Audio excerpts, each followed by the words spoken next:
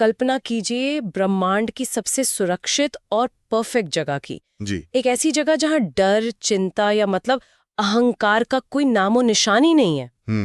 बिल्कुल। एक ऐसा यूटोपिया जहां सब कुछ एकदम शांत है। हाँ, लेकिन अब सोचिए कि उसी परम शांत जगह के मुख्य द्वार पर अचानक एक ऐसा विवाद खड़ा हो जाए जो पूरे ब्रह्मांड के इतिहास को हमेशा के लिए बदल दे। और ये वाकई किसी साइंस फिक्शन फिल्म का प्लॉट नहीं है। बिल्कुल नहीं। आज के इस गहरे अध्ययन में हमारा मुख्य विषय यही है। आज हमारे सामने जो स्रोत हैं वो श्रीमद् भागवत महापुराण के तृतीय स्कंद के 15वें अध्याय से लिए गए हैं। और मजेदार बात यह है कि हम इसे सिर्फ एक धार्मिक कथा की तरह नहीं देखने वाले हैं। सही कहा। हमारा उद्देश्य ये समझना है कि कैसे ब्रह्मांड की सबसे परफेक्ट व्यवस्था में भी सत्ता का अहंकार एक तरह का ग्लिच या त्रुटि पैदा कर सकता है। और कैसे ये घटना एक्शन और रिएक्शन की एक बेहतरीन केस स्टडी बन जाती है। राइट। तो इस पूरी घटना की जड़ तक पहुंचने के लिए हमें सबसे पहले उस माहौल को समझना होगा जहां से ये कहानी शुरू होती है। हाँ, क्योंकि उस वक्त हालात बहुत ही गंभीर थे। बिल्कुल। ये वो समय था जब ब्रह्मांड के सबसे शक्तिशाली देवता भी खौफ में जी रहे थे। दिति के गर्भ में पल रहे जुड़वा असुरों, हिरण्याक्ष और हिरण्यकशिपु, हाँ, उन्हीं की बात कर रही हूँ। उनकी ऊर्जा इतनी नकारात्मक थी कि पूरे ब्रह्मांड में एक घना अंधकार छा गया था। मतलब सूर्य और चंद्रमा तक की रोशनी गायब हो गई थी। और यहाँ अंधकार को सिर्फ सूरज के छुपने से नहीं जोड़ना चाहिए। अच्छा, तो इसका कुछ और भी मतलब है? हाँ, मतलब ये उस मनोवैज्ञानिक अस्थिरता का प्रतीक है जब कोई बहुत ही विनाशकारी ऊर्जा आकार ले रही होती है। देवताओं का डरना ये बताता है कि प्रकृति का संतुलन पूरी तरह से बिगड़ चुका था। सही बात है। और इसी घबराहट में देवता समाधान खोजने के लिए भागकर ब्रह्मा जी के पास जाते हैं। लेकिन यहाँ एक बहुत ही अजीब बात होती है। बिल्कुल, देवता शायद किसी हथियार या युद्ध की रणनीति की उम्मीद कर रहे थे। हाँ, पर ब्रह्मा जी उन्हें युद्ध के लिए तैयार करने के बजाय उन्हें शांत करने के लिए एक ऐसी जगह का वर्णन करने लगते हैं जहाँ रोशनी और अंधेरे का कोई मतलब ही नहीं है, यानी वैकुंठ का। जब चारों तरफ खौफ हो तब शांति के एक चरम शिखर का वर्णन करना सच में एक बहुत गहरी बात है। और वो बताते हैं कि वैकुंठ सभी लोकों से ऊपर है। वहां न तो कोई दुख है और न ही कोई भय। वैकुंठ शब्द का अपने आप में अर्थ ही यही है, जहां कोई कुंठा यानी निराशा या मानसिक अवरोध न हो। ये केवल एक भौतिक स्थान नहीं है, बल्कि एक अत्यंत उच्च मनोवैज्ञानिक अवस्था का भी प्रतीक है। जहां दुख और भय शून्य हो जाए, वही असल वैकुंठ है। और इस जगह का जो विवरण मिलता है वो सचमुच दिमाग घुमा देने वाला है। हाँ, इसके विवरण में बहुत सारे प्रतीक छिपे हैं। मतलब बताया गया है कि वहां ऐसे कल्प वृक्ष है जो हमेशा फल फूल देते हैं। हवा में ऐसी प्राकृतिक सुगंध है कि उसे महसूस करते ही मन सीधे ध्यान में चला जाता है। बिल्कुल। और सरोवरों का पानी क्रिस्टल की तरह साफ है। हाँ, और वहां रहने वाली स्त्रियां अति सुंदर हैं, लेकिन उनका ध्यान किसी दिखावे में नहीं है। वो बस कीर्तन में रमी हुई हैं। यहाँ तक कि पक्षी भी वहां मौन रहते हैं ताकि भगवान की लीलाओं को सुन सकें। ये जो पक्षियों के मौन रहने वाली बात है ना, ये एक बहुत ही खूबसूरत प्रतीक है। वो कैसे? इसका सीधा सा अर्थ है कि प्रकृति भी वहां एक गहरे ध्यान में है। कोई भी जीव अपने अस्तित्व का शोर नहीं मचा रहा है। मतलब हर कोई एक पूर्ण सामंजस्य में है। अरे वाह! तो अगर हम इसे आज की भाषा में समझने की कोशिश करें, तो क्या हम इसे एक अल्टीमेट ओपन सोर्स नेटवर्क कह सकते हैं? ओपन सोर्स नेटवर्क, हाँ, ये तुलना बहुत सटीक है। मतलब एक ऐसा सिस्टम जहां हर किसी के पास आनंद का फुल एडमिन एक्सेस है। कोई वीआईपी टियर नहीं है, कोई पेवॉल नहीं है, सब बस एक शांत फ्लो स्टेट में जी रहे हैं। बिल्कुल। और इस व्यवस्था की सबसे बड़ी शर्त ही यही है कि वहां अहंकार का कोई अस्तित्व नहीं हो सकता। जहां मैं और मेरा का भाव खत्म हो जाता है, तभी चेतना उस वैकुंठ की अवस्था को प्राप्त कर सकती है। लेकिन यहीं आकर ये पूरा विषय एक खतरनाक मोड़ ले लेता है। हाँ, क्योंकि एक टेस्ट होने वाला था उस सिस्टम का। राइट। अगर वैकुंठ सच में इतना ही अहंकार रहित और शांत है, तो वहां एक भयानक विवाद कैसे हो सकता है? यही प्रवेश होता है उन अतिथियों का जिन्होंने अनजाने में इस पूरी परफेक्ट व्यवस्था का सिस्टम टेस्ट कर लिया। और वो अतिथि थे ब्रह्मा जी के 4 मानस पुत्र, सनक, सनंदन, सनातन और सनत कुमार, जिन्हें हम सनकादि मुनि के नाम से भी जानते हैं।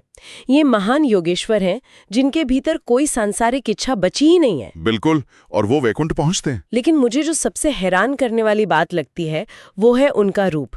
इतने महान ज्ञानी होने के बावजूद वे हमेशा 5 वर्ष के नग्न बालकों के रूप में रहते हैं।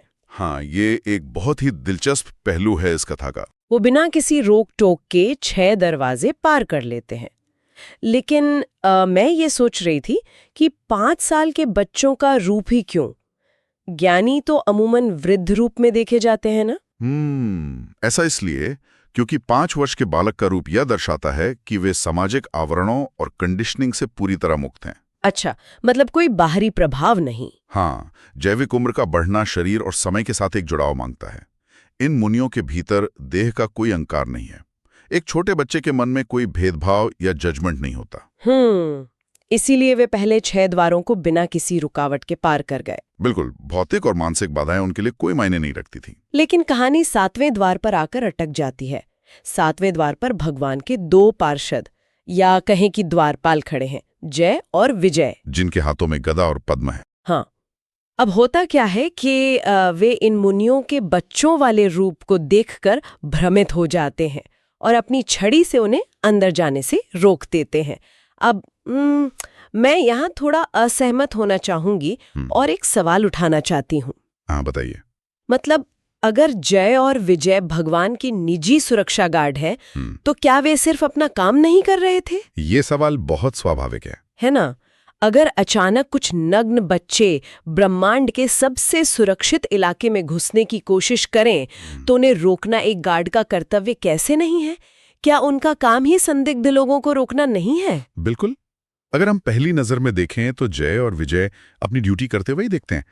लेकिन हमें ये याद रखना होगा कि वैकुंठ कोई सामान्य स्थान नहीं है। तो वहां के नियम अलग हैं? बहुत अलग। ये चेतना का वो स्तर है जहां का मूल नियम ही समदृष्टि है, यानी सबको समान रूप से देखना। समदृष्टि मतलब कोई छोटा या बड़ा नहीं। लेकिन गार्ड्स तो नियम लागू करने के लिए ही होते हैं ना? गार्ड्स नियम लागू करने के लिए होते हैं भौतिक दुनिया में, जहां खतरे का डर होता है। वैकुंठ तो वो जगह है जहां डर का अस्तित्व ही नहीं है। ओह, अच्छा। जय और विजय ने सबसे बड़ी गलती ये की कि उन्होंने उन महान मुनियों का आकलन उनके बाहरी आवरण से किया। मतलब कपड़ों से। हाँ, उन्होंने अपनी समझ से ये तय करने की कोशिश की कि कौन इस परम पवित्र स्थान के लायक है और कौन नहीं। वैकुंठ जैसे सर्वोच्च स्थान पर यह भेदभाव करना ही सबसे बड़ा अपराध है। राइट। उनका वो अहंकार कि हम तय करेंगे कि भगवान तक कौन जाएगा, यही उस शुद्ध वातावरण में एक खतरनाक ग्लिच था। अरे वाह, तो समस्या उनका अपनी ड्यूटी करना नहीं था। समस्या ये थी कि वैकुंठ के सबसे ऊंचे स्तर पर खड़े होकर भी उनका नजरिया हमारी इस भौतिक दुनिया वाला ही था। बिल्कुल, वे बाहरी रूप से इंसान को जज कर रहे थे। और इसी जजमेंट का नतीजा एक भयानक विस्फोट के रूप में सामने आता है। मुनि सनक, जो अब तक बिल्कुल शांत थे, अचानक भयंकर क्रोध से भर जाते हैं। हाँ, उनका क्रोध एकदम चरम पर पहुंच जाता है। वो कहते हैं कि वैकुंठ में रहकर भी तुम में अपना पराया का भेद है, तुम इस दिव्य लोक के लायक ही नहीं हो। और यहीं पर मुनियों का वो क्रोध उस शुद्ध ऊर्जा के एक प्राकृतिक रिएक्शन के रूप में बाहर आता है। जहां समदृष्टि है, वहां अहंकार बर्दाश्त ही नहीं किया जा सकता। और फिर मुनि सीधे शाप दे देते हैं कि तुम दोनों यहां से गिरकर मृत्यु लोक में असुर योनि में जन्म लोगे। जरा सोचिए, शून्य से शिखर तक का ये क्रोध, वैकुंठ की पूरी शांति एक पल में चकनाचूर हो गई। बिल्कुल, लेकिन यहां मुझे एक और विरोधाभास लगता है। अगर मुनि इतने ही शांत और अहंकार रहित थे तो उन्हें इतना गुस्सा क्यों आया? शांत लोगों का शाप देना कुछ अजीब नहीं लगता? ये समझना बहुत जरूरी है। मुनियों का क्रोध कोई व्यक्तिगत अहंकार या चोट खाई हुई ईगो नहीं थी। तो फिर क्या था? ये सृष्टि के सबसे ऊंचे नियम के उल्लंघन पर आई एक स्वाभाविक प्रतिक्रिया थी। इसे एक्शन और कॉन्सिक्वेंस यानी कर्म और परिणाम के सिद्धांत से समझना चाहिए। अच्छा, जब कोई चेतना के सबसे ऊंचे स्तर पर होता है तो उसके द्वारा किया गया एक छोटा सा अहंकार भी बहुत बड़े पतन का कारण बनता है। जय और विजय सीधे वैकुंठ से असुर योनि में गिर रहे हैं। ये चेतना का सबसे निचला स्तर है, जहां सिर्फ अंधकार होता है।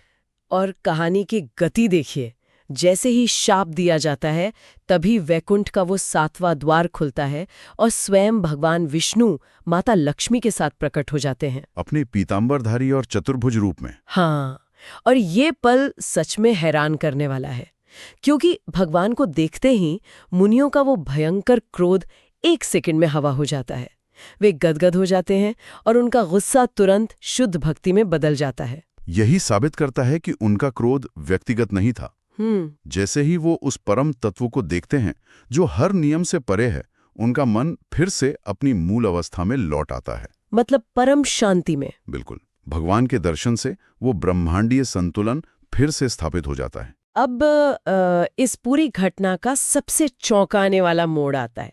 जरा सोचिए, भगवान अपने घर के बाहर आते हैं और देखते हैं कि उनके ही दरवाजे पर उनके गार्ड्स को शाप दे दिया गया है।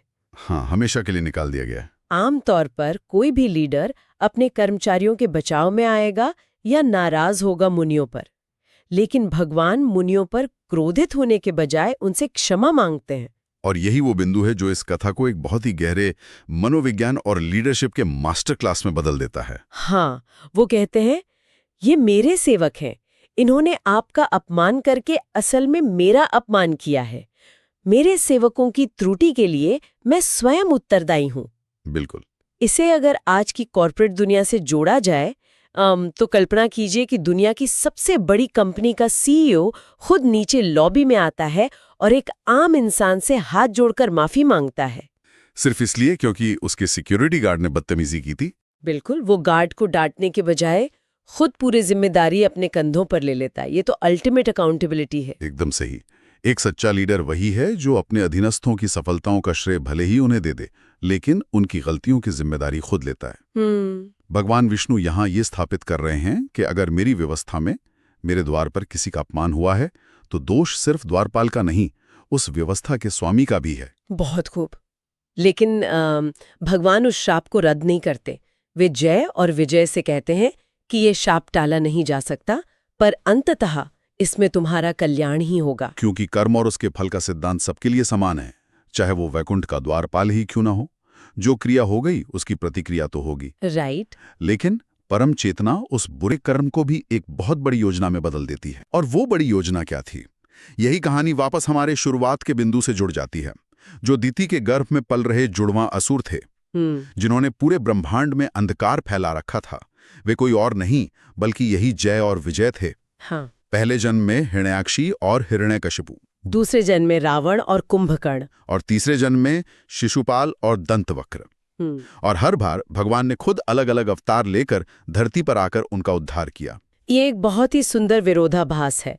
जो घटना शुरू में एक भयानक दुर्घटना लग रही थी, वही असल में ब्रह्मांड के सबसे बड़े बदलावों का कारण बन गई। बिल्कुल। जय विजय का वो अहंकार और उनका पतन अंततः भगवान के धरती पर अवतरित होने का माध्यम बना। तो अगर हम इस पूरे अध्ययन को एक साथ रखें तो सबसे पहली बात जो उभर कर आती है वो ये है कि अहंकार वैकुंठ के द्वार पर भी वर्जित है। 100%। इंसान चाहे कितने भी ऊंचे पद पर हो, अगर उसके भीतर अपना पराया या बाहरी रूप से लोगों को जज करने की आदत है तो वो कभी शांति के उस अल्टीमेट फ्लो स्टेट में नहीं रह सकता। हम अक्सर भौतिक दुनिया में बाहरी आवरण से प्रभावित हो जाते हैं। जिस दिन हम लोगों को उनके कपड़े या उनके पद से जज करना छोड़ देंगे, उसी दिन हम अपने भीतर की कुंठाओं से मुक्त हो जाएंगे। और यही हमारे व्यक्तिगत जीवन का वैकुंठ बन सकता है। बिल्कुल सही कहा। लेकिन इस चर्चा को खत्म करने से पहले मैं एक बहुत ही गहरे विचार पर रुकना चाहूंगी। ये सोचने वाली बात है कि अगर स्वयं ब्रह्मांड का स्वामी अपने सेवकों की गलती के लिए बिना किसी अहंकार की जिम्मेदारी ले सकता है, तो हम अपनी जिंदगियों में अपने आसपास की गलतियों की कितनी जिम्मेदारी लेते हैं? ये हमारी अपनी लीडरशिप को चुनौती देता है। क्या हम तुरंत दोष दूसरों पर मढ़ देते हैं या उस ब्रह्मांडीय सीईओ की तरह सामने आकर जवाबदेही लेते हैं? और सबसे बड़ी बात, जय और विजय का वो शाप जो उस वक्त एक भयानक दुर्भाग्य लग रहा था, उसी ने ब्रह्मांड में भगवान के महान अवतारों की नींव रखी। सही बात है। तो इंसान सोचने पर मजबूर हो जाता है, कि आज जिसे हम अपने जीवन की सबसे बड़ी असफलता, दुर्घटना या ग्लिच मान रहे हैं, क्या पता वो असल में हमारे भीतर किसी बड़े और बेहतर बदलाव की शुरुआत करने के लिए ही डिजाइन किया गया हो। क्या हमारी वर्तमान विफलताएं हमारे भविष्य के सबसे बड़े विकास का ब्लूप्रिंट हो सकती हैं? इस विचार पर जरूर गौर कीजिएगा। इसी के साथ आज के इस गहरे अध्ययन को हम यहीं विराम देते हैं।